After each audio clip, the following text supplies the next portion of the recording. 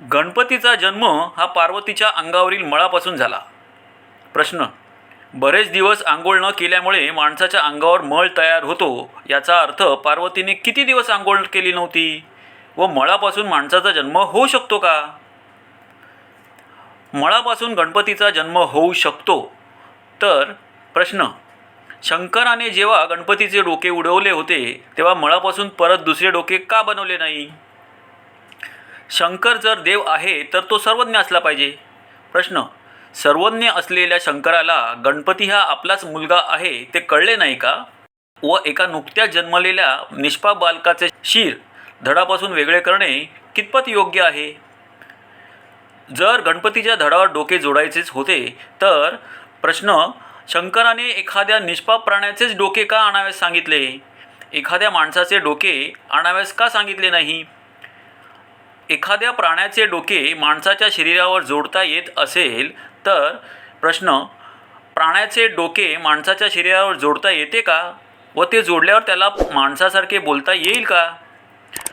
पुरातत्वशास्त्रज्ञानुसार इसवी सन पूर्व 12व्या शतकात लोखंडाचा शोध लागला.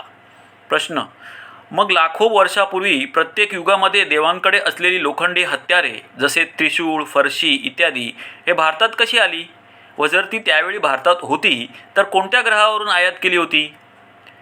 इसवी सन पूर्व 5व्या शतकात कापसाचा शोध लागला व इसवी सन पूर्व 4थ्या शतकात धाग्याचा शोध लागला. प्रश्न: लाखो वर्षापूर्वी हे जे देव आहे यांच्या अंगावरील कपडे बनवण्यासाठी कोणता कापूस वापरला व कोणत्या शिलाई मशीनमध्ये ते शिवले होते? सर्वात महत्त्वाचा प्रश्न हा आहे की जर ब्रह्मदेवानी सृष्टी निर्माण केली तर ब्रह्मदेव यांना जन्म कोणी दिला व चातुर्वर्ण त्यांच्या अवयवातून निर्माण होऊ शकतो का? अशा प्रकारे असंख्य प्रश्न माझ्यासमोर उभे राहतात ज्याची उत्तरे कोणताही विवेकी मनुष्य देऊ शकत नाही. पण एखाद्या देवभोळ्या माणसास विचारले तर त्याला राग येतो, त्याला आपल्या हिंदू धर्माचा अपमान वाटतो, त्याच्या धार्मिक भावना दुखावतात. मग तो म्हणतो की आपल्या धर्माबद्दलच का बोलले जाते, बाकीच्या धर्मामध्येही अशा प्रकारे श्रद्धा आहे वगैरे. मला त्यांना हेच सांगायचे वाटते की आपल्या घरातील लहान मुलगा एखादे वर्तन चुकीचे करत असेल तर आपण त्यालाच समजवू शकतो व तेही अधिकाराने, आपुलकीने व जिव्हाळ्याने. शेजारच्याच्या मुलाला आपण समजवायला जाऊ शकत नाही. तोच प्रकार या बाबतीत आहे. आपण पहिला आपल्या घरात होत असलेल्या चुकीला सुधारणे गरजेचे आहे आणि ती चूक सुधारल्यावरच शेजारच्यांच्या मुलाला त्याची चूक सांगणे गरजेचे आहे.